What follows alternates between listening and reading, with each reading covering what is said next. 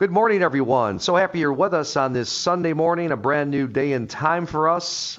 It's Sports Medicine Weekly. Steve Cashel and Dr. Brian Cole, and you're invited to tune into our Sports Medicine Weekly podcast, available on Spotify and Apple Podcast, where you can listen to current and past shows. Dr. Cole, of course, is the head team physician with the Chicago Bulls, sports medicine specialist, orthopedic surgeon from Midwest Orthopedics at Rush. And Dr. Cole, so happy that you're doing well and your family and your patients, and great to be with you again on this Sunday.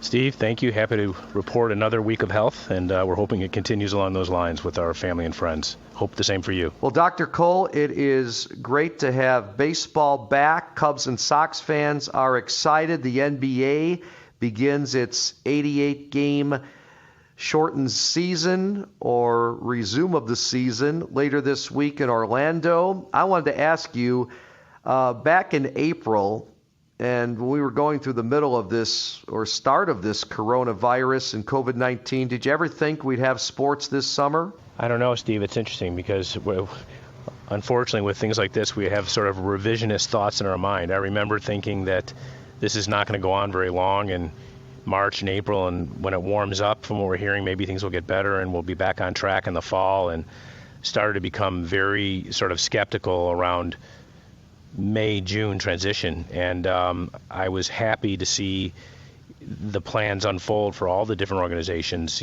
but I think everyone was sort of taking it day by day until they landed on something that would be inexorably safe, independent of what's going on in the world. So I think that all of the organizations are approaching a little bit differently when you look at it. I mean, whether it's MLB or NBA, hockey, or college level or high school, but are all doing something meaningful to give us something back, which I think is important, and at the same time keep people safe. I mean, the common theme, Steve, that we're seeing, which are eliminate fans except for independent baseball, and some others may do some limited fans, is sort of a prerequisite.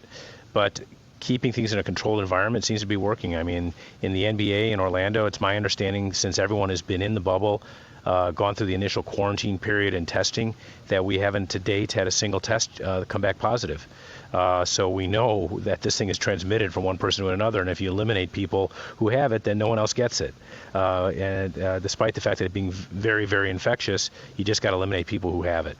I'm anxious to see how things turn out with the other sports. We've learned so much over the last couple of months that I think with the science that we do have, we're able to live and function. And, Steve, we're 5 months into this. I think that the narrative is that we all have to learn to live with this, and with the same basic premise, keep it in check enough to avoid overloading the hospital system. And that we're unfortunately seeing that in some areas. I'll tell you, in Illinois, I think we're doing a spectacular job compared to other states, but in some ways it also depends upon our neighbors, how our neighboring states affect us locally. But yeah, short answer, I didn't expect it, but I now understand it enough to see that we have clear path, despite still with the virus still present. Unfortunately, because people are sick of it doesn't mean we're any better. We're just learning to live with it differently. And Dr. Cole, let me ask you, we see that the NHL is about to start back up, the NBA later this week, Major League Baseball is already underway. What do you think the odds are? It looks like football is going to be the most difficult to get off the ground. Would you agree? I do. If you can't really contain something in one location and control, inexorably in and out of individuals, the best case example is what basketball has done, right? That's about as rigid as you can possibly do it.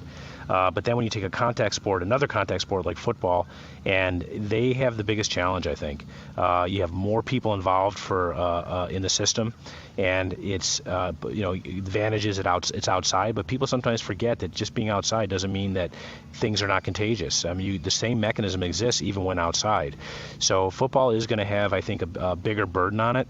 But I know the individuals who are involved who are planning on the football side, and it's the amount of like intellectual talent that goes into this is pretty amazing. It's really like, I meet CEOs and scientists and chief medical officers and so forth. The kind of people that manage this at every level is extremely impressive. And I will tell you, even on the NFL side, their plans, I'm hopeful, I'm optimistic that they'll be able to carry it off. We know what to do, for example, if someone's positive. We know, for example, it doesn't necessarily have to shut down the entire venture. That's a lot different than it used to be. The CDC has provided us really good guidelines on how to manage positive tests, situations where people have been in contact with another that have been known positive, without necessarily shutting it down and without compromising safety. So I'm optimistic, but you're right. They have the tallest order of all, I think, right now in the NFL.